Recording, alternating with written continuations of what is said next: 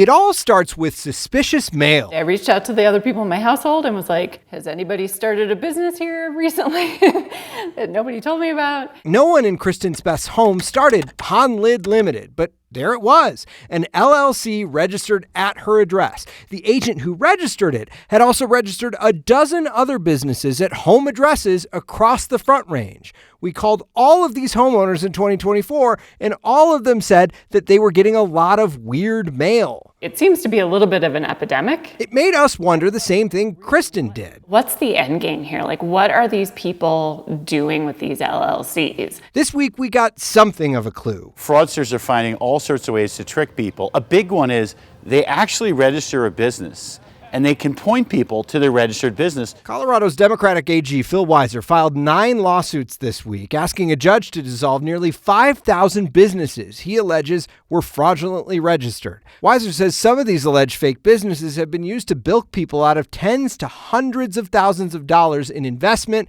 romance, and rental scams. They'll register a business. They'll have a website that will look real, and they may even use other people's voices from AI. Why Colorado? Because it's pretty easy to register an LLC in this state. All it takes is $50 to set one up online. Should the state be doing more to verify that the people who are forming these businesses are actually at that address? One of the challenges we got to keep looking at is, are there red flags that we can better flag? Politically, that's a bit of a pickle for Weiser. He's running for governor, and it would be tough to say you want to make it harder to register a business. How much hoops you make people jump through is a tricky thing, because if it's too much, then people say it's really hard to start a business in Colorado.